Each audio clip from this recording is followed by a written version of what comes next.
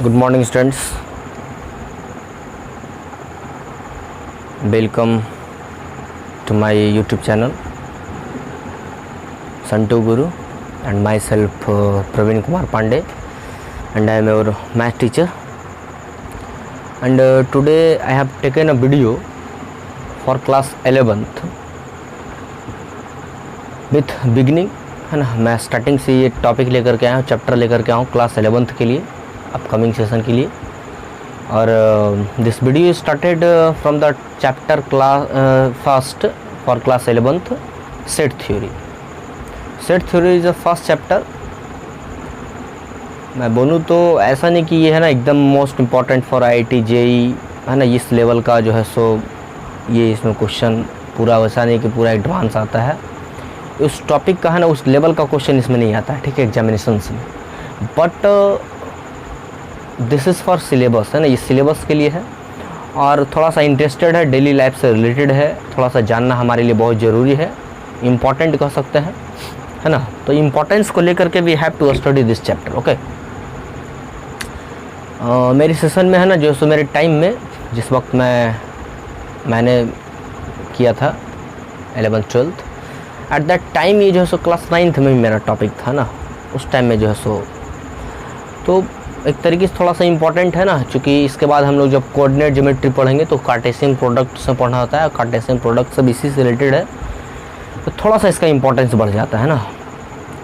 कहीं भी ऐसा कुछ आ जाएगा पॉइंट, है ना, जो है सो कुछ है सिंबल है जो हम लोग अक्सर इसका यूज़ करते हैं, है ना. कहीं कहीं छोटा पॉइंट जो है सो अगले, है ना, ग्रेटेस्ट जो टॉपिक होंगे, इसे जो ग्रेटेस्ट टॉपिक होंगे उन सारे वीडियोज़ में दीज आर यूज्ड, है ना, ये सारे यूज़ होंगे. So this topic is most important for next upcoming videos और अपकमिंग टॉपिक्स, है ना. So let us start topic set theory, है ना. Set theory, and in this video I have covered the all definitions, all concept of set theory and some definitions of types of sets. So let us start set theory, and I have a word set. Set है क्या? At first point is that set है क्या? Set actually थोड़ा सा है ना, एक मैं बात लिखता हूँ, it is a collection, it is synonyms of collection. ये कलेक्शन का एक सिनोनिम्स है. कलेक्शन मतलब मुझे पता है ग्रुप, है ना, समूह. एक बात हमें याद रखना जरूरी है आप लोगों के लिए ना, कुछ हिंदी स्टूडेंट्स के बच्चे होंगे, समुच्चय हम लोग, है ना, सेट को हिंदी में लोग समुच्चय बोलते हैं. तो बस वर्ड मुझे याद रखना है आप लोगों को, समुच्चय, है ना, समुच्चय, ठीक है. तो बस वो वर्ड हिंदी वाला याद रखना है, बाकी इसके बाद मुझे ज़रूरत नहीं है. लो मैं मिटा भी देता हूँ ना, बस इतना ही बात याद रखना है, समुच्चय सेट. चलिए, तो कलेक्शन, तो इट इज़ अ कलेक्शन और ग्रुप. मैंने लिखा कलेक्शन और ग्रुप, सिनोनिम ऑफ कलेक्शन और ग्रुप. जब ये इसका सिनोनिम है तो आखिर इसकी ज़रूरत क्या पड़ी? हमारे पास सीधा साधा वर्ड था कलेक्शन, हर कोई जान रहा था कलेक्शन कलेक्शन कलेक्शन, हर कोई जान रहा था. तो क्या ज़रूरत थी कि कलेक्शन को हटा करके सेट लिख दें? जैसा कि हम इंग्लिश ग्रामर में पढ़े हैं, इंग्लिश ग्रामर जब पढ़ते हैं तो मैं जब लिखता हूँ वॉच, ओके, और फिर मैं कहीं कहीं लिखता हूँ सी, कहीं कहीं लिखता हूँ लुक आफ्टर, लुक आफ्टर. सबका मतलब होता है देखना, लेकिन सबका अलग अलग तरीका है देखने का. वॉच का मतलब क्या होता है? पिक्चर देखना, टीवी देखना, मतलब किसी, है ना, इस तरीके से हम लोग कुछ वॉच कर रहे हैं. सी मतलब जनरल देखना है ना, जनरल जो देखते हैं हम लोग, है ना, मैं देख रहा हूँ. लुक आफ्टर देखभाल करना, है ना, एक मरीज है, एक पेशेंट है, पेशेंट के अच्छे तरीके से हम लुक आफ्टर कर रहे हैं. Look after your parents, look after your जो भी आपके पास पेशेंट है ना, पेशेंट की अगर हम लोग अच्छे तरीके से देखभाल करते हैं, बच्चे की देखभाल करते हैं, तो वो लुक आफ्टर हो जाता है. जनरल हम लोग सी बोलते हैं देखना का, है ना. और वॉच क्या हो गया? टीवी देखना, है ना, मैं मूवी देखता हूँ, टीवी देखता हूँ तो वॉच लगाते हैं वहाँ हम लोग. तो यहाँ पर ये डिफरेंस हमारे पास. तो ये सब चीज़ें है ना याद रखनी है मुझे। ओके, तो जैसे कि यहाँ पर अलग अलग सबका डिफरेंस है, उसी तरीके से यहाँ भी तो कुछ डिफरेंस है ना। जनरल हम लोग के चलते हैं कलेक्शन को ही सिर्फ ना, कलेक्शन और सेट में कोई ना कोई तो डिफरेंस है। अगर डिफरेंस नहीं है तो आखिर इसको क्यों लिखा गया? सो कुछ तो डिफरेंस होगा।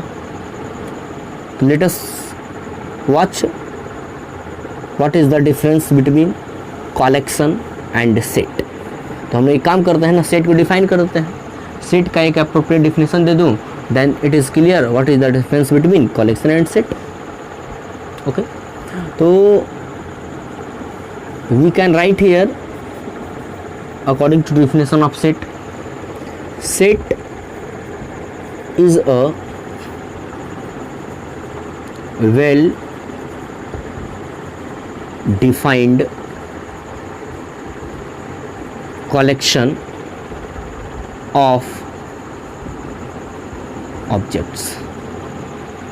Set is a well defined collection of objects. ये जो है सो कैसे ऑब्जेक्ट का कलेक्शन है? Well defined collection of objects. कैसे ऑब्जेक्ट का कलेक्शन है?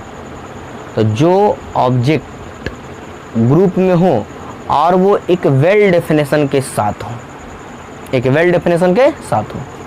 तो what are the aspects to seeing और to watching well defined objects? क्या वो एस्पेक्ट है जिसके द्वारा हम लोग है ना डिफाइन करते हैं कि कौन सा ऑब्जेक्ट वेल डिफाइंड है, कौन सा वेल डिफाइंड नहीं है? वो क्या देखने का तरीका है? What are the ways? तो उन तरीकों के लिए मैं एक वर्ड लिखना चाहता हूँ, है ना। एक सेंटेंस होगा हमारे पास, वर्ड क्या? नॉट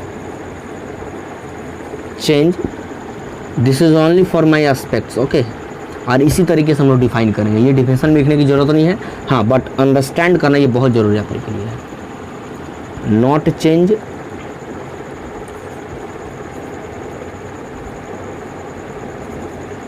मैं शॉर्टकट भी लिखता हूँ ना, something to something and somebody to somebody. Okay, something के बदले मैंने STH लिख दिया और somebody के बदले SBD, याद रखोगे, somebody और समथिंग। तो ये एक ऐसा सेट है जो होता तो है वेल डिफाइंड, और वो जो वेल डिफाइंड है वो समथिंग टू समथिंग और somebody टू somebody चेंज नहीं होना चाहिए। मतलब कि पर्सन टू पर्सन, ये हो गया पर्सन टू पर्सन आपका PP, पर्सन टू पर्सन। और ये हो गया ऑब्जेक्ट टू ऑब्जेक्ट, मतलब ऑब्जेक्ट टू ऑब्जेक्ट चेंज नहीं करना चाहिए हमारे पास। मैंने कह दिया कि सेट ऑफ 5 चेयर्स। अब 5 चेयर्स कहाँ की बात की मैंने? अपने घर की, पूरी इंडिया की, बिहार की, इंडिया की, पटना की, वर्ल्ड की, कहाँ की 5 चेयर्स? किस टाइप का 5 चेयर्स, है ना? सोने की चेयर्स, है ना, वुड की चेयर्स, प्लास्टिक की चेयर्स, किस टाइप की चेयर्स? तो यहाँ पर हमारे पास है ना ये समथिंग वेरी कर जाएगा। यहाँ वेरिएशन नहीं होना चाहिए, याद रखना इस चीज़ को, वेरिएशन नहीं होने चाहिए मेरे पास। पर्सन टू पर्सन, अब यहाँ पर पर्सन टू पर्सन इस चीज़ को हम अपने एस्पेक्ट में थिंक करते हैं कि मेरे रिगार्डिंग में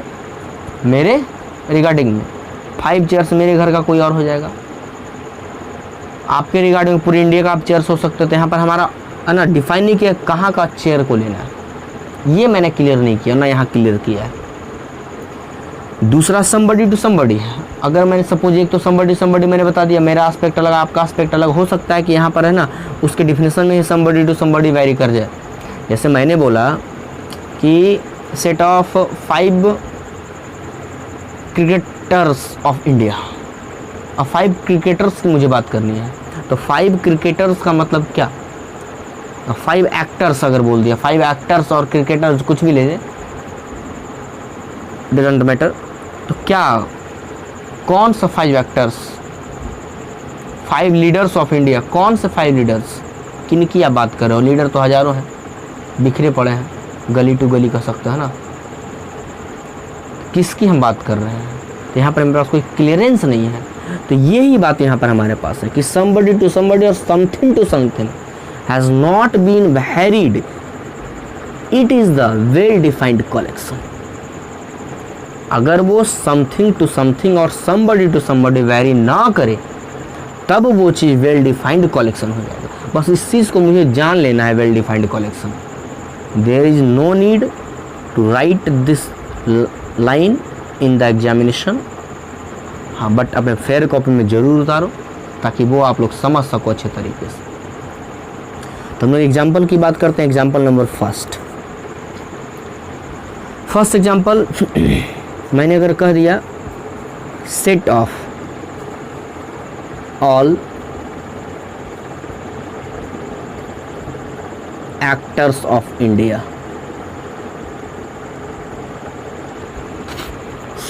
ऑल एक्टर्स ऑफ इंडिया है ना। अब कौन से एक्टर्स हैं? ऑल एक्टर्स, जितना एक्टर्स है ना। बॉलीवुड मैंने यहाँ एक्टर्स लिख दिया। एक्टर्स में हम क्लियर नहीं कर सकते ना, बॉलीवुड, हॉलीवुड, टॉलीवुड, बॉलीवुड, किस एक्टर्स की बात करें। मैं डायरेक्ट है ना हॉलीवुड लिख देता हूँ, बॉलीवुड एक्टर्स ऑफ इंडिया। यहाँ पर है ना मैं वॉच करूँ अगर set of all Bollywood actors of India, तो बॉलीवुड एक्टर्स की अगर बात करें तो शायद ये काउंट है ना, और हम लोग चाहें तो इस चीज़ को है ना काउंट कर सकते हैं, वेल डिफाइंड दे सकते हैं यहाँ पे हम, चूँकि यहाँ क्लियर कर दिया set of all Bollywood actors of India, not only actors. अगर नॉट सिर्फ ओनली एक्टर्स बोलता तो शायद ये मेरे पास वैग्यू हो जाता। वैग्यू भी होना चाहिए, वैग्यू भी नहीं होनी चाहिए। वैग्यू का मतलब अस्पष्ट, क्लियर है ना, अस्पष्ट मतलब कि जो क्लियर ना हो, वैग्यू उसे कह सकते हैं ना। तो यहाँ पर ये मेरा वैग्यू नहीं है, बॉलीवुड एक्टर्स ऑफ इंडिया, तो ये वेल डिफाइंड हमारे पास है ना। मेरे पास डाटा नहीं है, बट अगर वो डाटा कलेक्ट करें तो डाटा कलेक्ट हो सकता है ना। दूसरा सेट अगर हम ले लें, सेट ऑफ 3 बॉलीवुड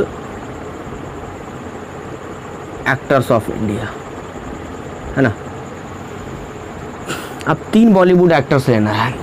3 आदमी मेरे पास है, राम है, श्याम है और मोहन है। इसके एस्पेक्ट में कौन कौन है भाई?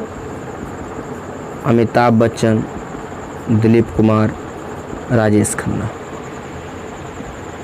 है ना। इसके एस्पेक्ट में, राम के एस्पेक्ट में अमिताभ बच्चन, दिलीप कुमार और राजेश खन्ना। अगर इसके एस्पेक्ट की बात करें हम तो ये लेके चल रहा है दिलीप कुमार, राजकुमार, राज कपूर है ना। यहाँ पर देखो डिफरेंस था, यहाँ पर था आपका राजेश खन्ना। क्या डिफरेंस है दोनों में? वेरी कर रहा है। हो सकता है कि इसका भी कोई और वेरिएशन हो, ऐसा नहीं कि इन दोनों का एस्पेक्ट मिल जाए तो वेल डिफाइंड हो जाए, ऐसा नहीं है। हो सकता है कि इसका वही चीज़ हो जाए, अमिताभ बच्चन, दिलीप कुमार और राजेश खन्ना, ये दोनों का डिफाइन है तो सेम, बट ऐसा नहीं है कि 2 आदमी के मिल जाने से वो डिफाइन हो जाएगा।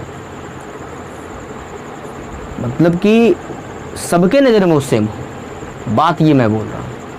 ये पॉइंट पकड़ना है मुझे कि सबके नज़र में वो सेम होना चाहिए।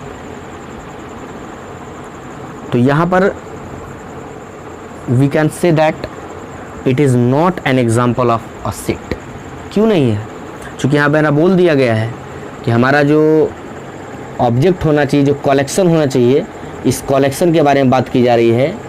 ये कलेक्शन जो हमारा है, not change something to somebody and something to something and somebody to somebody, ये चेंज नहीं होना चाहिए। ओके, ये हमारे पास इंपॉर्टेंट हो गया इसका, और ये क्लियर डेफिनेशन कि well defined collection of objects हमारा है, और उसमें जो कलेक्शन है should not change something to somebody and something to something and somebody to somebody. Something to something change ना करे, वैरी ना करे, और ना ही वैरी करे समबडी टू समबडी। मैंने एग्जाम्पल आपके सामने रख दिया,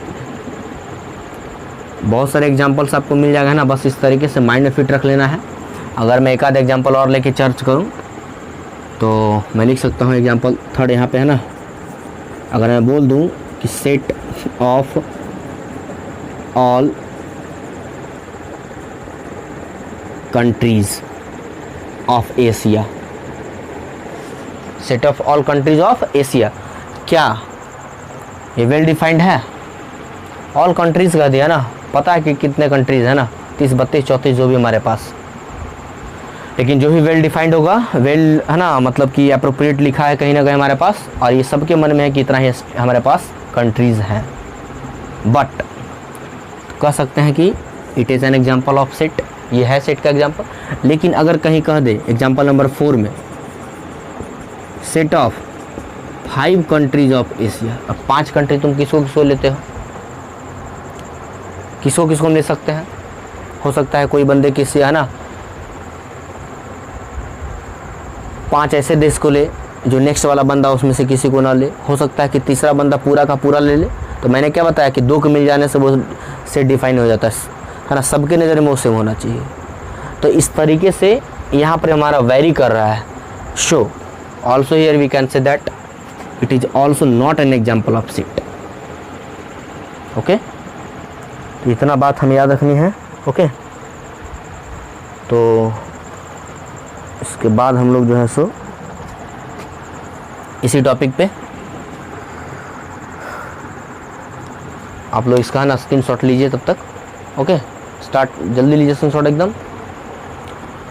इसके बाद हम लोग जो है सो अब बात करेंगे इस टॉपिक पे कि ये तो छोटा सा एक डिफिनेशन हो गया है ना, डिफिनेशन के बारे में जान लिया कि सेट क्या है ना, सेट को हम लोग कैसे डिफाइन किए, क्लियरेंस क्या होना चाहिए, क्या है ना, जैसे कोई एग्जांपल दे दिया आपके सामने और how can you find it, this is an example of set और नॉट।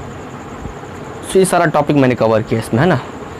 अब पॉइंट इज़ दैट अब टॉपिक स्टार्ट कर रहे हैं, अब सेट पे हम लोग आते हैं रियल में, है ना। ये तो सिर्फ एक डिफिनेशन था। अब उसी के नीचे एग्जांपल देने के बाद आप लोग तुरंत कंटिन्यूस से स्टार्ट करोगे यहीं से स्टार्ट एकदम, कुछ इंपॉर्टेंट नोट्स है ना पॉइंट के तौर पर। Okay, first point, set is और we can set a set is represented, represented. A set is represented by, represented और denoted है ना, denoted भी लिख सकते हो आप। ओके, represented और denoted by a capital alphabet, है ना। किसी भी सेट को हम लोग जब डिनोट करेंगे, एग्जाम्पल बोल लेंगे हम, तो कैपिटल अल्फ़ाबेट से डिनोट करते हैं। Okay, second point is note that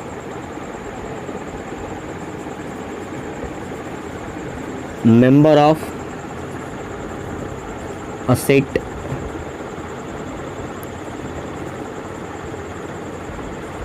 is called an element. Element है ना, याद रखना, एलिमेंट। किसी सेट के किसी मेंबर को हम लोग एलिमेंट के नाम से जानते हैं। ओके, एंड मेंबर्स और एलिमेंट्स कह सकते हैं, मेंबर्स और elements of a set is members of a set is separated by comma, है ना। उसके हर एक मेंबर को हम लोग कॉमा से सेपरेट रखते हैं। सब पॉइंट छोटा छोटा है ना, इसको याद रखोगे। ओके, पॉइंट 4 इसी में जोड़ता है ना, and right with curly bracket. Okay,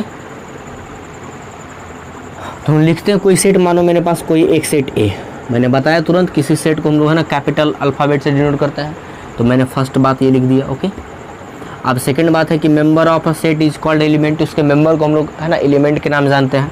अब बोला गया कि उसको कर्ली ब्रैकेट के अंदर, तो मान लो कर्ली ब्रैकेट दे दिया मैंने वहाँ, या मैंने पहले लिख दिया कि सेट ऑफ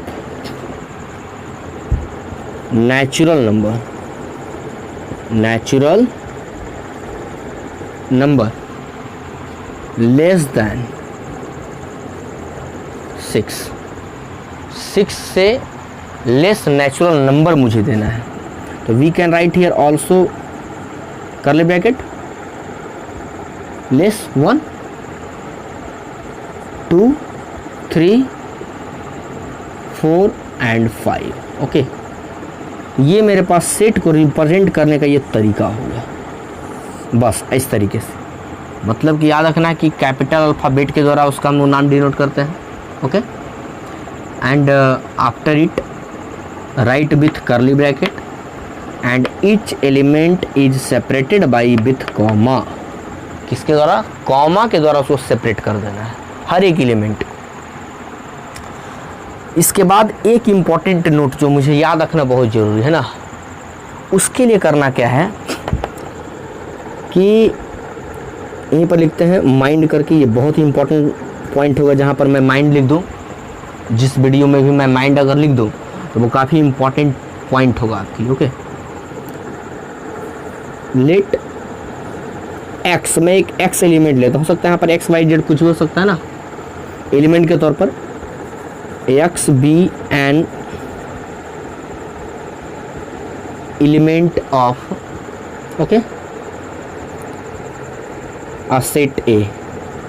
मतलब एक सेट का एक एलिमेंट है एक्स। क्या है? एक सेट ए का एलिमेंट कौन है? एक्स। Then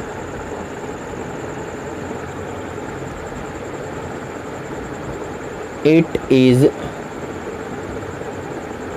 denoted as. उसको हम लोग किस तरीके से थोड़ा डिनोट करते हैं वो इंपॉर्टेंट होगा ना। उसको हम लिखते हैं ए बिलोंग्स टू। हम इसको पढ़ते हैं, इसको सिंबल को याद रखोगे। ये हो गया हमारे पास belongs to, BELONGS, belongs to हम लोग पढ़ते हैं, जिसका मतलब होता है is the member of, is the member of. अगर मैं कह दूं, अगर आप किसी स्कूल के स्टूडेंट्स हो और मैं कह दूं कि अगर आपका राम है तो Ram belongs to this school, मतलब आपके स्कूल का नाम, मतलब राम इस स्कूल का मेंबर है। नहीं, Ram is the member of this school. You belongs to my channel, आप जो भी हो, you belongs to my channel. तो बिलोंग्स टू का मतलब जो जहाँ का मेंबर है। तो देखो, तो मैंने क्या कहा कि एक्स जो हमारा है, एक्स मेंबर है। क्या है? मेंबर है, बिलोंग्स टू मेंबर है। किसका? ए का, ए का। इसको हम इस तरीके से डिनोट करते हैं, याद रखना है इसको, है ना, बहुत इंपॉर्टेंट है। और अगर नहीं है, if x is not an element of a set A, then it is denoted by, उस तरह के हम डिनोट करते हैं उसको, x not belongs to, बीच में कट कर देना है ना, not belongs to A। इसको याद रखना, इतना बात मुझे याद रखना है। ओके, कोई प्रॉब्लम यहाँ तक? अब यहाँ से अगर बात की जाए, यहाँ तक आपको उतार चुका है ना, स्क्रीनशॉट लीजिए, नहीं होता है तो। यहाँ से अगर बात की जाए, बिलोंग्स टू बहुत इंपॉर्टेंट वर्ड है ना, हर जगह ये काम आएगा। ओके, अगर यहाँ से अगर बात करें हम कि ऊपर मैं इरेज करता हूँ ना,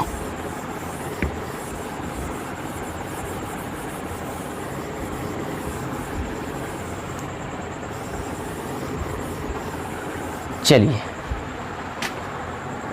अगर मैं यहाँ से बात करूँ तो मैं यहाँ लिख सकता हूँ कि 1 बिलोंग्स टू ए मैं लिख सकता है, चूँकि हाँ ना 1 मेंबर है किसका? ए का, सीधी सी बात दिख रहा है हमको। 2 belongs to A, 3 belongs to A, 4 belongs to A and 5 belongs to A. क्या 6 बिलोंग्स टू ए है यहाँ? है ही नहीं, नॉट बिलोंग्स टू में कर देना है। ओके, क्या 9 है? नहीं है तो कर दो ए, कोई प्रॉब्लम। तो इस तरीके से इसका हम लोग यूज़ करते हैं। अगर मेंबर है तो बिलोंग्स टू का सिंबल देना है, अगर नहीं है तो सिंबल देने की ज़रूरत नहीं है। और ये हर जगह काम देगा, है ना। ये तो सेट थ्योरी की बात है, अलजेब्रा पढ़ोगे वहाँ काम देगा, है ना, हर जगह ट्रिगो पढ़ोगे वहाँ काम देगा, डिफरेंशिएशन पढ़ोगे वहाँ काम देगा। ये बातें हर जगह लिखी हुई होगी, छोटी छोटी बातें। ओके तो इसके बाद हम लोग, है ना, नेक्स्ट 2-3 पॉइंट और हमारे पास है इस टॉपिक से रिलेटेड। तो आते हैं नेक्स्ट पॉइंट पे हम लोग। इसके बाद हम लोग एक पॉइंट लिखते हैं कि इसी से रिलेटेड थोड़ा सा इम्पोर्टेंट टॉपिक मेरे पास है ना, पॉइंट है ना, उसी में पॉइंट ऐड करना उसी के नीचे।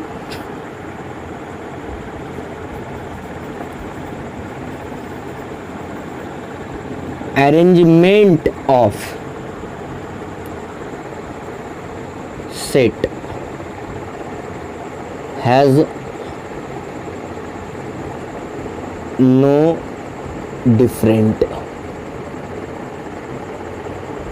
मतलब कि अरेंजमेंट ऑफ सेट के अरेंजमेंट से कोई असर नहीं पड़ता है, कोई डिफरेंट नहीं पड़ता है कि हमारे पास सेट का अरेंजमेंट किस तरीके से किया हुआ है। ये थोड़ा, है ना, इम्पोर्टेंट बात हमारे लिए। ओके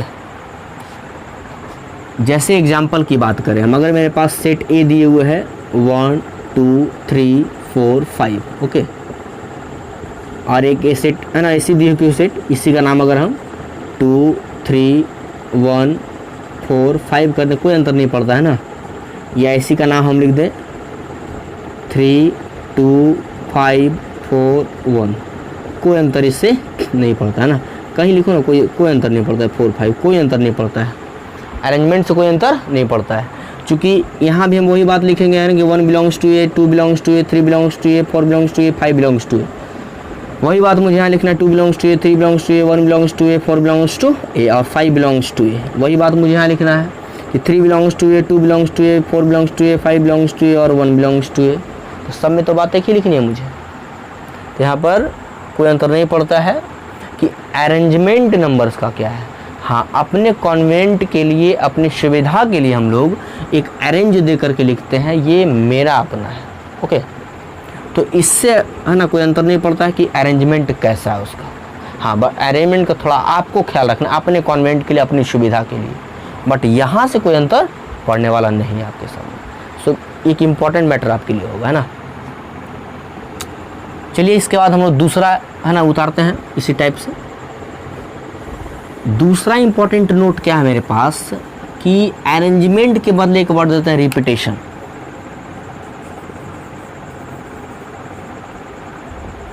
रिपीटेशन, है ना, repetition of set has no different, no deflect, कोई डिफ्लेक्ट नहीं लगा। अगर हम सेट को रिवाइज करना, रिपीट करें, अगर हम एक सेट ए में लिख दें 1 1 1 1 1 1, इतना बार लिख दिया तो कोई अंतर नहीं पड़ता कितना बार आप लिखें। इसमें एलिमेंट्स कितना है, एलिमेंट्स एक ही है ना, इसमें कितने एलिमेंट है, तो एक ही एलिमेंट है, 1 एलिमेंट, 1 एलिमेंट, 1 बिलोंग्स टू ए। क्यों, तो प्रूफ करके दिखाओ भाई। तो क्या मैं लिख सकता हूँ 1 belongs to A, 1 belongs to A, कितनी बार, लो भाई थोड़ा कम लिख देना, बोझ कम पड़ेगा, 4 है। 1 belongs to A, 1 belongs to A, तो सब में तो एक ही चीज़ के अलग अलग है। तो यहाँ से हम क्लियर कर लेंगे, इसलिए मैंने इस चीज़ को बताया पहले कि यहाँ से मैं इसे क्लियर कर लूँगा कि 1 बिलोंग्स टू ए आखिर, है ना, सबका मतलब क्यों एक ही है। तो 1 एलिमेंट, एक ही एलिमेंट है हमारे पास, बस ओनली 1 एलिमेंट, और वो है 1 बिलोंग्स टू ए, बस खत्म। भले 4 है लेकिन सब तो एक ही चीज़ है ना, रिपीटेशन कर दिया गया, नो मैटर। अगर इसी चीज़ को हम ऐसे कोई लिख दे कि ए इज इक्वल टू 1 1 1 1 1 1 1, कोई अंतर नहीं पड़ता है। अगर लिख दिया जाए वही चीज़ है ना, ए इज इक्वल टू, सिर्फ 2 बार लिख दिया जाए, कोई अंतर नहीं पड़ता, सब एक ही चीज़, सब एक ही है, सब ये हो गया सार, है ना, सब एक ही चीज़, जो ये है वही ये है, वही ये है, सब एक ही चीज़ लिखा हुआ है। एक ही सेट को 2 बार 3 बार 4 बार 5 बार लिख देने से कोई अंतर नहीं पड़ता, कोई फर्क नहीं पड़ता है, सब में वही एलिमेंट होगा जो एक में है।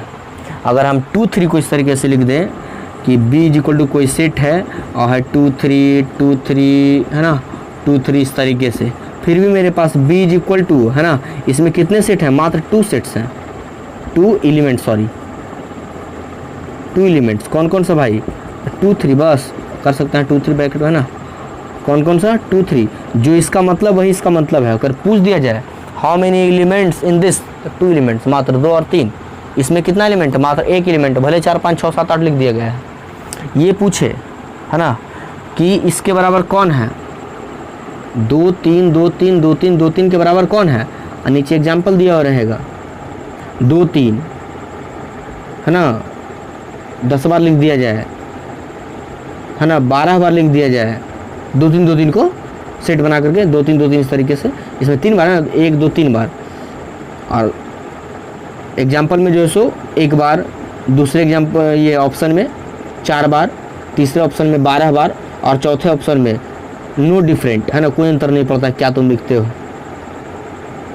तो इस तरीके से मुझे है ना वॉच करना है कि अगर उसको है ना एक ही चीज़ को बार बार लिखा जाए तो उससे कोई अंतर सेट पर पड़ने वाला नहीं है, क्योंकि वो जो डब्बा है वो डब्बा में एक ही चीज़ हमारे पास है, खाली 2 और 3 बस, यही हमारा वेल डिफाइंड कलेक्शन है। उसमें है क्या क्या, 2 और 3 है, 2 ही 3 को रखा गया बार बार रखा गया घुमा घुमा करके, तो उससे कोई अंतर पड़ने वाला हमारे पास नहीं है। तो ये इम्पोर्टेंट है ना, उतारते हैं हम लोग इसे धीरे से।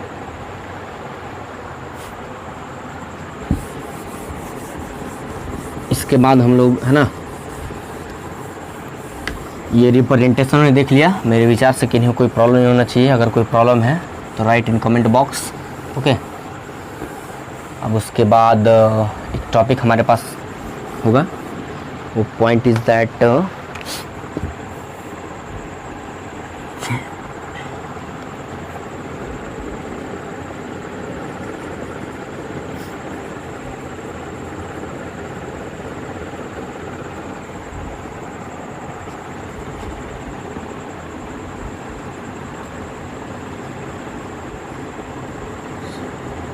Representation of writing of A set है ना, एक सेट को रिप्रेजेंट करने के तरीके पर हम लोग बात करें है ना, या ऐसी चीज़ को है ना डिस्क्रिप्शन ऑफ सेट भी कहीं कहीं लिखता है, ठीक है, डिस्क्रिप्शन ऑफ सेट भी लिखते हैं ना, याद रखोगे इसको, या फिर representation of writing of set, मतलब एक सेट को हम लोग कितने तरीके से रिप्रेजेंट करते हैं, रिप्रेजेंट करने का तरीका कौन कौन सा है, लिखने का तरीका कौन कौन सा है, तो उसके लिए 2 मेथड का यूज़ करते हैं, याद रखना है, कितने मेथड का, 2 मेथड का। एक मेथड का नाम है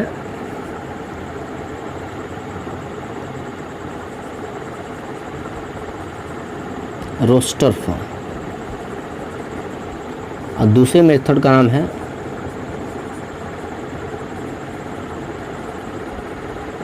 set builder form, okay. Roster form को हम लोग टेबुलर फॉर्म के नाम से भी जानते हैं, याद रखना ना, बस इसका एक ही नाम हम लेते हैं सेट बिल्डर फॉर्म। दोनों के अलग अलग एस्पेक्ट की हम लोग बात करेंगे है ना, दोनों के अलग अलग एस्पेक्ट की अगर हम बात करें तो सबसे पहले एक को लेके चलते हैं, दोनों को उतार लीजिए, उसके बाद हम लोग आगे लेते हैं सेट बिल्डर फॉर्म, और फर्स्ट हमारे पास रोस्टर फॉर्म या टेबुलर फॉर्म। तो हम लोग रोस्टर फॉर्म की बात करते हैं, तो रोस्टर फॉर्म में हम लिखते क्या हैं कि इन दिस मेथड set is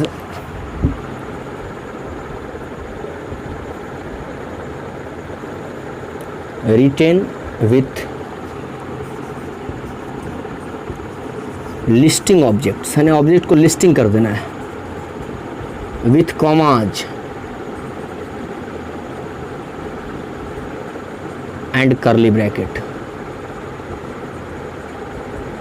पीछे जो लिखने का तरीका बताया है वो सारा है ना, अभी जो हमने पढ़ा था कैसे कैसे लिखना है, कैपिटल लेटर दे करके कॉमा के साथ है ना, वो दे करके वो सारा इसी में आ जाएगा है ना। नॉर्मल खाली अगर हम ले कोई सेट ले ले, a set of all whole numbers less than 6 है ना, 6 से नीचे, तो इसको रिप्रेजेंट करना है तो मैं लिख सकता हूँ कि a is equal to, in this method set is written with listing object, object को लिस्टिंग कर देना है, पूरे ऑब्जेक्ट को लिख दो जो जो है उसमें। अब इनफाइनाइट बोले तो नहीं लिख सकते हैं, डॉट डॉट दे सकते हैं ना, तो उसको लिस्टिंग कर देना है किसके साथ, कॉमा के साथ, और डालना है किसके अंदर, कर्ली ब्रैकेट जो हम लोग पीछे पढ़े थे ना। तो स्टार्ट करते हैं, all whole numbers less than 6, 6 से छोटा होल नंबर लेना है। ओके, तो 6 से स्मॉल होल नंबर्स हमारे पास 0 तो फर्स्ट में जरूर होगा, क्योंकि whole numbers 0 1 2 3 4 5 dot dot dot, 0 with natural number is called whole number. 0 1 2 3 4 and 5 हो गया। चूँकि लेस देन 6 हमारे पास है तो मैंने लिख दिया लेस देन 6। ये हो गया हमारे पास इंपॉर्टेंट नोटेशन किस चीज़ का, सेट को रिप्रेजेंट करने का फर्स्ट वेज। दूसरा वेज तो थोड़ा सा है ना मैथमेटिकली तौर पर है, वहाँ पे थोड़ा सा है ना कैलकुलेशन करना पड़ता है, कहीं कहीं कैलकुलेशन भी करना पड़ता है। तो वो जो वेज है थोड़ा सा इम्पॉर्टेंट है और है ना मतलब इंटरेस्टेड है, वहाँ पे लगता है। यहाँ पे तो कुछ नहीं ना, उठाया और लिख दिए। सेट का जो कलेक्शन था विथ कॉमाज एंड करली ब्रैकेट, तो ये कुछ खास हमारे पास है ना। सेकंड लिखिए, वो थोड़ा इंपॉर्टेंट हमारे पास है, तो उतारिए इसे है ना। सेकंड हम लिखते हैं,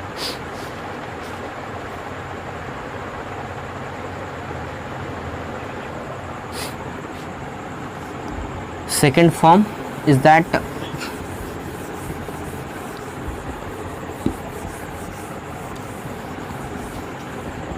सेकंड क्या था मेरे पास, second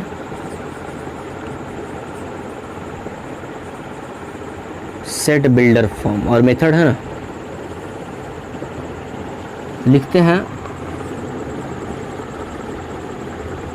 in this method set is written in its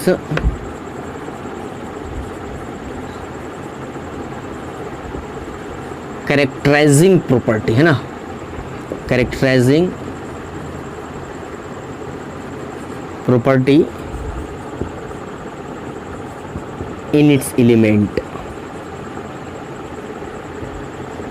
मतलब इसमें जो सेट हमारा है ना वो किस फॉर्मेट में लिखा होता है, तो अपने कैरेक्टराइजिंग प्रॉपर्टी में लिखा होता है ना, उसका अपना कैरेक्टर जो होता है। जैसे हमारे किसी सेट की बात करें तो, और इसको हम लोग डिनोट कैसे करते हैं थोड़ा सा देख लेना, उसका मेथड भी, डिनोशन करने का तरीका है ना, डिनोशन करने का वेज उसका लिखते हैं हम लोग इस तरीके से, एक्स सच दैट एक्स, या फिर इसके बाद मैं एक सिंबल लिखता हूँ पी एक्स। यहाँ पर कुछ भी हो सकता है, पी एक्स है ना, पॉलिनोमियल ऑफ एक्स जो हम लोग पढ़ते हैं नॉर्मल, जो पढ़े हैं क्लास 9th में, पॉलिनोमियल ऑफ एक्स होल्ड्स। मतलब यहाँ पर हमारा जो एक कैरेक्टर जो होगा वो होल्ड करेगा। एक्स इस तरीके से है कि हमारा जो है ना मतलब जो एक कैरेक्टर जो होगा वही उसका पी एक्स से कैरेक्टर हम लोग लेके चलें, एग्जाम्पल से क्लियर होगा ये है ना, ज़्यादा क्लियर होगा। सिर्फ मैंने डिनोट करने का तरीका बताया है कि ये है डिनोट करने का एक वेज। यहाँ से मैं इसे ऐसे भी लिखता हूँ, इसको हम लोग सच दैट पढ़ते हैं, इस सिंबल को है ना, या बस ध्यान रखोगे ये सिंबल या फिर इसके बदले ये मैंने बताया ऑब्लिक जो देते हैं, इन दोनों को हम लोग सच दैट पढ़ते हैं, सच दैट पढ़ते हैं। बस इसको याद रखना है, x such that P x holds है ना, ये हमारा होल्ड करता है इस पर। ठीक है, अब कैसे होल्ड करता है, वो होल्ड को हम होल्ड करवाते हैं। एग्जाम्पल लिखते हैं, अभी तुरंत मेरे पास एक एग्जाम्पल था। एग्जाम्पल क्या था कि set of all whole numbers less than 6 था ना, तो इस चीज़ को मैंने क्या लिखा था अभी तुरंत, ए इज इक्वल टू 0 1 2 3 4 5। ओके, ये मैंने लिख दिया। अब इसी चीज़ को अब लिखते हैं टेबुलर फॉर्म में, सॉरी ये सेट बिल्डर फॉर्म में। तो सेट बिल्डर फॉर्म में कैसे लिखते हैं वो देखते हैं। ए इज इक्वल टू ये हमारे पास किस फॉर्मेट में है, ये जनरल फॉर्मेट है ना, इसे हम लोग पढ़ लेते हैं खाली एक बार। ये हमारे पास हो गया रोस्टर फॉर्म, या इसी को हम है ना टेबुलर फॉर्म बोलते हैं, याद रखना है दोनों फॉर्मेट नाम। नाम करेक्ट हो जा करके। ये हमारे पास सेट बिल्डर फॉर्म है ना, SBF। Okay, set builder form में क्या करते हैं कि कह रहा है कि उसके कैरेक्टराइजिंग प्रॉपर्टी के साथ लिखना है। तो कैरेक्टराइजिंग प्रॉपर्टी का मतलब अगर हम यहाँ पर लिखें अगर, तो इस चीज़ को मैं x दोनों सिंबल में से किसी एक सिंबल का आप यूज़ करो, कोई अंतर नहीं पड़ता है। तो मैंने लिख दिया x such that x whole numbers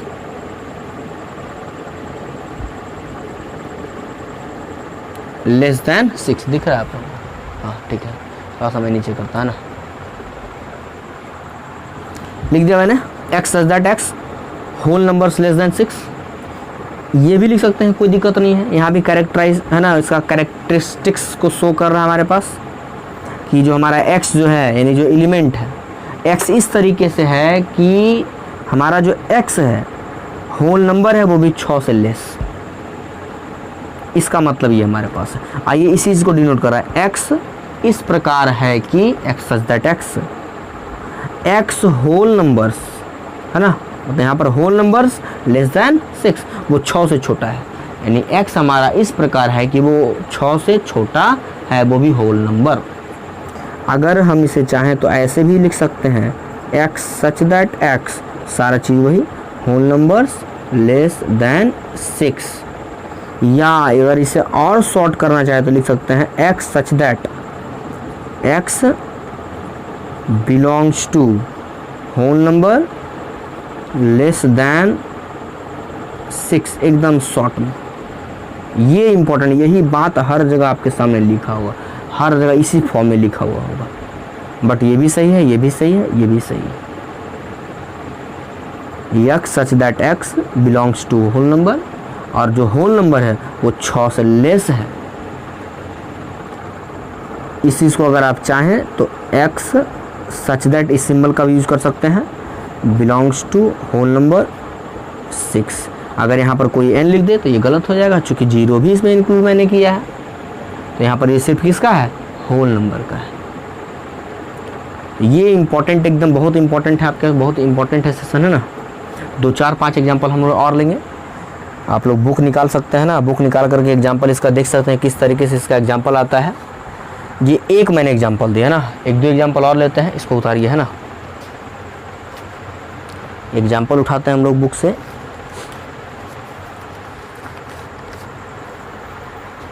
लिखा जाए example,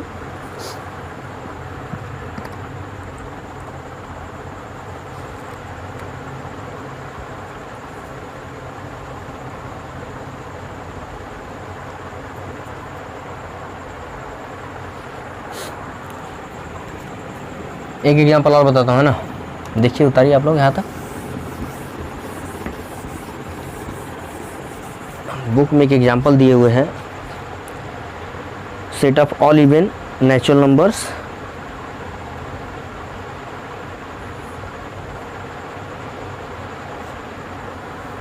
example is given that set of all even natural numbers, एक सेट है ना, set of all even natural numbers. Okay, और जोड़ दो है ना, थोड़ा मज़ा आ जाएगा। लेस देन 10, ये सेट का एग्जांपल लिख दिया इस तरीके से। अब इसको लिखते हैं हम लोग है ना अपने सेट बिल्डर फॉर्म में। ये तो जनरल फॉर्मेट है, थोड़ा सा अगर जानना है तो है ना इसको थोड़ा सा टेबुलर फॉर्म में लिख दो है ना, प्रॉब्लम नहीं होगा आपके सामने।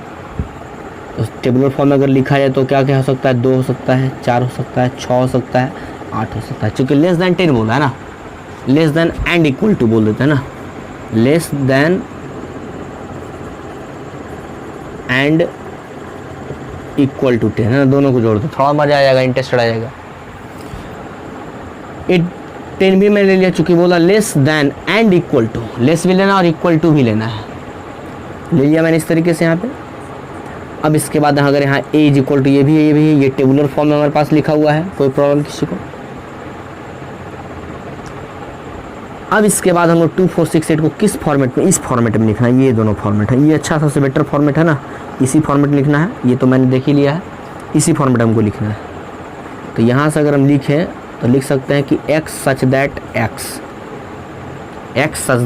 x belongs to natural number, है ना, ये नेचुरल नंबर को बिलोंग्स करता है, जैसा कि मैंने यहाँ लिखा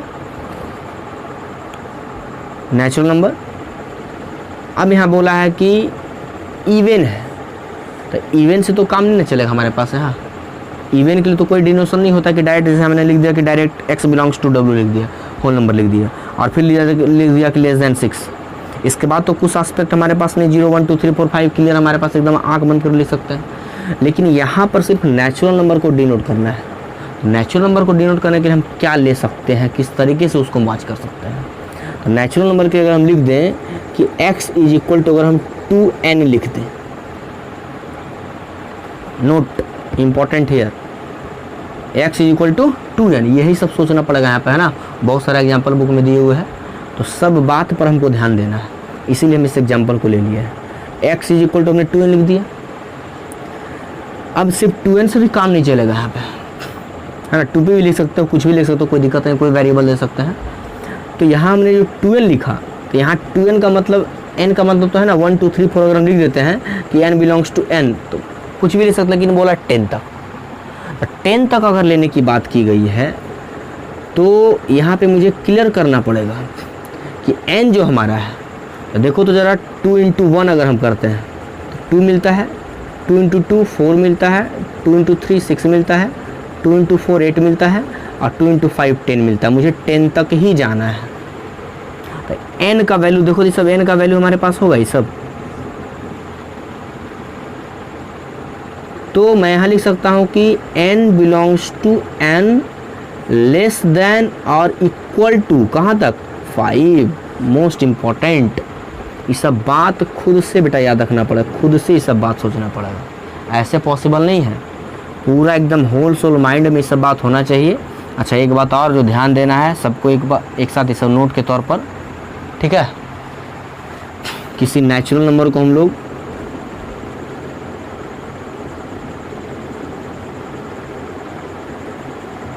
कैपिटल N से डिनोट करते हैं, होल नंबर को W से डिनोट करते हैं, इंटीजर्स को Z या I से डिनोट करते हैं ना, ये सब बात ध्यान होगा। अगर बात की जाए पॉजिटिव इंटीजर की तो Z प्लस ऊपर लिख देते हैं, अगर नेगेटिव इंटीजर्स की बात की जाए तो Z माइनस ऊपर लिख देते हैं ना। अगर रैशनल नंबर को डिनोट किया जाए तो इसे बात याद रखना पड़ेगा पहले से, ठीक है। तो रैशनल नंबर को हम लोग Q से डिनोट करते हैं। अगर वही बात किया जाए पॉजिटिव रैशनल नंबर की बात की जाए तो वो हो जाएगा Q प्लस हो जाएगा।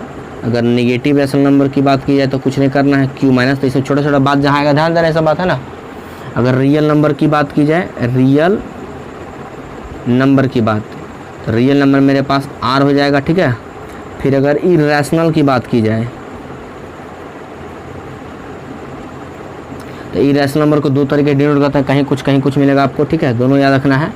T से भी कहीं डिनोट करते हैं, T से भी, है ना, या कहीं हम लोग इसको Q नॉट, है ना, रैशनल Q और इरेशनल Q नॉट, इसको Q नॉट हम लोग पढ़ते हैं, ध्यान देना। Q के ऊपर एक बार साइन दिया हुआ है, दिख रहा है, दिख रहा है। तो ये बार साइन Q के ऊपर दिया हुआ है, तो ये Q नॉट हमारे पास लिखा हुआ है। तो ये हमारा सारा सिंबल हो गया, और सारा बात आपको ध्यान रखना है ना, इतना ही सिंबल इम्पॉर्टेंट है। ऐसा नहीं कि अब प्राइम नंबर बोल दे तो प्राइम नंबर के लिए कुछ सिंबल होता है, प्राइम नंबर का यहाँ पर सिंबल नहीं लिखा हुआ है। जैसे देखो तो मैंने यहाँ इवन नंबर लिखा और यहाँ पर होल नंबर था, तो यहाँ पर देखो ना, कई एक बात बढ़ गया, ये बात बढ़ गया एक्स्ट्रा, ये बात बढ़ गई। हम इरेज करते हैं, ये बात अगर समझ आप गए तब, चूँकि 2n लिखना था ना, तो इस चीज़ को मैं इरेज करता हूँ। अब यहाँ पे हमने यहाँ डायरेक्ट लिख दिया है ना कि x belongs to x belongs to w और लेस देन 6, लेकिन यहाँ पर डायरेक्ट हम नहीं लिख पाए, क्योंकि हमने जब यहाँ पर n लिखा तो n का मतलब होल नेचुरल नंबर। अब नेचुरल नंबर की जब बात की गई तो यहाँ पे, है ना, हम लोग होल नंबर भी नहीं लिखे हैं, क्योंकि हमने यहाँ 0 नहीं लिखा है, सॉरी, ऑल इवन नंबर 0 भी आ जाएगा ना, सॉरी फॉर दैट, 0 है ना, तो अगर हम 0 ले लेंगे, चूँकि 0 भी नेचुरल नंबर छोटा है ना, 0 2 4 वो भी एक इवन नंबर के अंदर आता है, ठीक है। 0 2 4 6 8 10, तो यहाँ मैं होल नंबर लिख दूँगा और यहाँ भी होल हो जाएगा ना, होल नंबर, ओके। अगर बोलता है एक्सेप्ट 0 तो है ना, हम लोग 0 हटा देते हैं, यहाँ पर नेचुरल नंबर आ जाता है। बात इंपॉर्टेंट है ना, दोनों क्वेश्चन आपके पास बन गया। अगर यहाँ पर बोलता है इसके बाद एक्सेप्ट 0, तो एक्सेप्ट 0 अगर बोलता तो यहाँ पर मेरा नेचुरल नंबर आया, तो ऑब्वियसली सीधी सी बात है, जैसा कि मैंने अभी लिखा था, और यहाँ भी नेचुरल नंबर आया था। तो हर बात पे तुमको ध्यान रखना, ठीक है। तो मैंने यहाँ कई एक चीज़ बढ़ा दिया और तब जाकर के ये पॉइंट हमारा इस तरीके से ये बंद हो गया डब्बे में, ये हो गया हमारे पास, है ना। X such that x belongs to W, चूँकि यहाँ बोला है, अच्छा नेचुरल नंबर ही बोला है ना, सॉरी फिर से सॉरी, है ना, चूँकि हाँ नेचुरल नंबर लिख दिया गया, ठीक है, नेचुरल नंबर लिख दिया गया, क्लियर, यहाँ नेचुरल नंबर क्लियर लिख दिया गया है।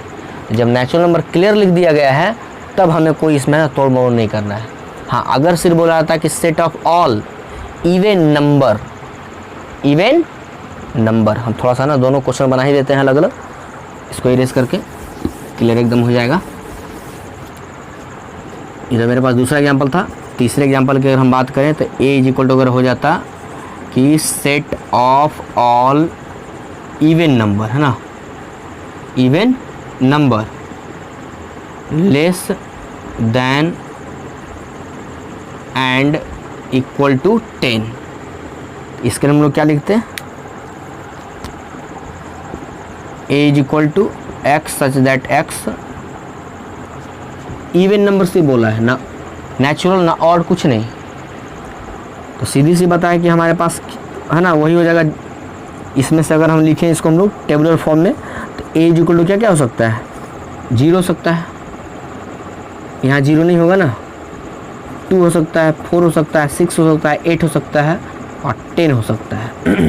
अगर इसको हम सेट बिल्डर फॉर्म में लिखें तो x such that x belongs to whole number, चूँकि यहाँ नंबर सिर्फ लिखा है, नेचुरल नंबर यहाँ की तरह नहीं लिखा है, where x is equal to 2n, और मेरा जो n होगा बिलोंग्स टू w, 5 से लेस या उसके इक्वल। 0 से चूँकि ये स्टार्टिंग होता है, लेकिन अगर कोई ऐसा नंबर हो कि 0 से भी इधर जाता है तो वो भी रिस्ट्रिक्शन हमको डालना पड़ता है, लेकिन यहाँ पर ये जाता नहीं है, 0 से लेफ्ट साइड में, ये 0 तक ही लिमिट है। तो यहाँ तो मुझे क्लियर है कि 5 से छोटा और, है ना, मतलब उसके इक्वल हमारा 0 1 2 3 और 4 और 5 ही होगा, 5 के बराबर ही मानना है हमको। तो यहाँ तक हम क्लियर कर देंगे, है ना। तो यहाँ से आप रख के देख सकते हो, चेक करते हैं कि ये सारा मिलता है कि नहीं। यहाँ स्मॉल है ना 2n, कॉमा दे करके तो देखते हैं। हमको x चाहिए, 0 चाहिए, तो 0 कैसे मिलेगा, तो 2 इंटू 0 इज इक्वल टू 0 मिल जाएगा, है ना। चलिए भाई, अगर हम बाद में करते हैं 2 इंटू 1 तो मेरे पास 2 मिल जाएगा।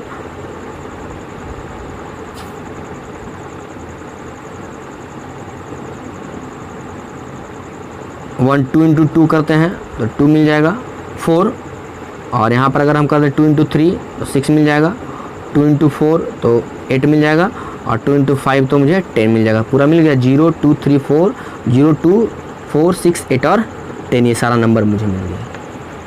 ये हो गया लिखने का एक तरीका, है ना। तो हर बात पर हमको ध्यान रखना है कि कहाँ पर क्या लिखना है, कहाँ पर क्या नहीं लिखना है। अगर इसी में एक चीज़ और अगर हम जोड़ दें, इसको पहले, है ना, लिख लीजिए पहले, इसी में अगर हम एक चीज़ और ऐड कर दें, क्या ऐड कर दें, and EXCEPT except 0, except 0, set of all even numbers less than and equal to 10 and except 0, यानी 0 को मुझे यहाँ नहीं लेना है। तो देखो थोड़ा एस्पेक्ट नहीं बदल जाएगा हमारा, अब यहाँ 0 नहीं लेना है तो यहीं से हमको स्टार्ट करना है। ये हमारे पास हो जाएगा, यहाँ से स्टार्ट करना है 2 4 6 8 10। अब यहाँ x बिलोंग्स टू हमारे पास क्या, अब n तो हम आराम से लिख सकते हैं ना, w भी लिख सकते हैं, लेकिन वहाँ फिर है ना एस्पेक्ट बढ़ाना पड़ेगा, उसको लेने की ज़रूरत हमको नहीं ना। यहाँ हम डायरेक्ट n लिख सकते हैं और वही लिख सकते हैं, फिर हमको लिखना पड़ेगा where x equal to 2n और where n belongs to, n जो हमारा है नेचुरल नंबर लेस देन और इक्वल टू 5। क्लियर आ जाएगा मेरे पास, चूँकि नेचुरल नंबर लेना है तो 1 रखो एक बार, तो 2 × 1 2 मिल गया, 2 × 2 4 मिल गया, 2 × 3 6 मिल गया, 2 × 4 8 मिल गया, 2 × 5 10 मिल गया। तो ये सारा नंबर हमको मिल गया। हाँ नेचुरल नंबर ले लिया हम, लेकिन अगर हम इसको होल नंबर के एस्पेक्ट में लिखना चाहें तो also we can write here. कैसे, तो देखते हैं हम लोग, चूँकि यहाँ क्लियर नहीं किया कि कौन सा नंबर लेना है, यहाँ एकदम क्लियर था कि नेचुरल नंबर ही लेना है, नेचुरल नंबर ही लेना है। तो लेते हैं हम लोग x such that x belongs to whole number where x is equal to 2n। belongs to member है ना, होल नंबर का मेंबर है। और होल नंबर कौन कौन से लेना देखते हैं हम लोग, इधर लिख देते हैं n belongs to n, ये स्मॉल n जो हमारा है n belongs to कौन कौन सा होगा, तो होल नंबर तो होगा, लेस देन और 5 भी होगा, बट नॉट लिख देना पड़ेगा ना, बट बहुत सारा एस्पेक्ट है ना, एकदम ध्यान रखना पड़ेगा, but not zero, but not zero, whole number less than और 5 equal to, but not zero, लेकिन जीरो हमको नहीं लेना है, क्लियर लिख दिया। अब तो लिख सकते हैं ये सारा मेंबर वही चीज़ सारा आ जाएगा। तो दोनों बात सेम ही लिखा हो, कोई अंतर दोनों में नहीं है। ओके, यहीं पर हम एक क्वेश्चन का डिस्कशन करते हैं थोड़ा सा। इसी क्वेश्चन में कैसे कैसे क्वेश्चन वैरी करता है ये मुझे ध्यान रखना है, ठीक है। सारा चीज इरेज करता है ना, ये नीचे का सिर्फ इरेज करता है, उसी को है ना बदलते हैं। आप लोग एक एग्जाम्पल उतार के हर एग्जाम्पल पर एस्पेक्ट करो कि किस तरीके से कंपेयर करना किस क्वेश्चन से किसको। एक एग्जाम्पल और हम लिखते हैं, लास्ट एग्जाम्पल है ना। एग्जाम्पल है मेरे पास a is equal to set of all even number,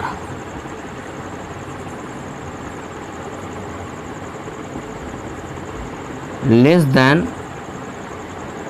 or equal to 10, less than and equal to 10। Okay, तो लिखते हैं हम लोग, क्या क्या हो जाएगा मेरे पास, set of all even number से बोला है, 0 भी है, 1 2 भी है, 4 भी है, 6 भी है, 8 भी है और 10 भी है, हो सकता है। और इक्वल टू ना बोले तो 10 हटा देना है, ख़त्म बात है। तो यहाँ से हम क्या लिख सकते हैं कि सेट बिल्डर फॉर्मेट में x सच दैट x, अब तो सीख ही गए ना x सच दैट x का मतलब क्या है। x इस प्रकार डिनोट करता है कि x सच दैट x, क्या x such that x belongs to, देखिए तो है ना, फिर से एक बार सुन लीजिए एक बार, ठीक है। x such that x belongs to w हमने लिखा, ओके। और फिर x is equal to 2n, फिर से हो जाएगा वही चीज़। अब यहाँ चूँकि होल नंबर के एस्पेक्ट में लिखना है, तो होल नंबर के एस्पेक्ट में जब मुझे लिखना है तो होल नंबर मेरे पास चूँकि 0 2 4 6 8 10 है, तो यहाँ पर 5 से लेस सारा आ जाएगा मेरे पास, 5 से लेस जो भी है 5 से लेस। यहाँ पे भी वही चीज़ है, लेकिन हमने यहाँ 0 नहीं लिखा है, यहाँ 0 लिखा है, यहाँ 0 लिखा है। रीज़न क्या है, यहाँ नेचुरल नंबर बोला था और यहाँ सिर्फ नंबर बोला है, इसलिए यहाँ 0 लिखा गया, यहाँ 0 नहीं लिखा गया, क्योंकि है ना हमारे पास इवन नंबर का मेंबर 0 भी है। तो जबकि यहाँ नेचुरल नंबर लिखा गया तो यहाँ 0 लिखने की ज़रूरत नहीं है, जबकि यहाँ मुझे 0 लिखना है, और जब 0 लिखना है तो यहाँ पर जो है सो इस एस्पेक्ट में इसे हम बैठा सकते हैं, सेटअप कर सकते हैं। So this is last, okay, and this session is most important for beginners of class 11th। और कंटिन्यू आप लोग इसको है ना वॉच करो, बार बार देखो, एक बार नहीं समझो दूसरी बार देखो, है ना। मैं उम्मीद करता हूँ एक बार में आप लोग क्लियर हो जाओगे। और बस एक बार इतना करने के बाद बुक का क्वेश्चन ज़रूर बनाना है, बिना बुक का क्वेश्चन बनाए पॉसिबल नहीं कि क्लियर हो जाए। ये सारा एस्पेक्ट है, है ना। हमने जो पढ़ा एक बार है ना होल रिवाइज़ कर ले सकते हो आप कि सबसे पहले जो सेट ऑफ डेफिनेशन देना है हमें, फिर जो है सो वो इम्पोर्टेंट नोट्स था हमारे पास कि अगर अरेंजमेंट में लिखे कोई दिक्कत नहीं है ना, किसी अरेंजमेंट में लिखो सेट को रिवाइज़ करो है ना, कोई प्रॉब्लम नहीं है, वो एक ही सेट को डिनोट करेगा। फिर डिस्क्रिप्शन में था हमारे पास टेबुलर फॉर्म, या उसी को हम लोग क्या बोलते हैं रोस्टर फॉर्म, या दूसरा हमारे पास सेट बिल्डर फॉर्म। तो ये सारा हमारे पास आज टॉपिक था तो कम टॉपिक, बट मैंने टाइम लिया, अप्रॉक्स 1 आवर के आसपास है। तो खैर कोई प्रॉब्लम नहीं है, मुझे टॉपिक क्लियर चाहिए ना। तो इसके बाद जो नेक्स्ट वीडियो आएगा वो टाइप्स ऑफ सेट के बारे में होगा, वो थोड़ा सा इससे भी इम्पोर्टेंट होगा है ना, चूँकि इतना जब तक माइंड फिट नहीं रहेगा वो क्लियर नहीं हो सकता ना, वो भी वैग्यू रहेगा आपके पास, वो भी क्लियर सेट नहीं होगा ना, सेट ऑफ नॉलेज वो नहीं होगा आपका। ओके, तो okay, thank you for watching video. और अगर ये सेशन आपको अच्छा लगे तो प्लीज़ है ना लाइक सब्सक्राइब एंड शेयर बेटा। और जो भी वॉच करे इस वीडियो को है ना, थोड़ा सा पढ़ाई को है ना मतलब केयर करना उससे ज़रूरी है, क्योंकि पढ़ाई पे कंटिन्यूअस हम लोग बिना ध्यान दिए पॉसिबल नहीं किसी चीज़ को हम लोग स्टडी कर सकते हैं। और बाकी तो आप लोग है ना अभी बिगनर्स हो, शायद पढ़ाई में वो जोश ना हो, लेकिन अगर वो जोश नहीं रहा तो फिर आप लोग वो हो जाओगे जिसकी उम्मीद आप लोग नहीं करते। Okay, thank you for watching video, thank you for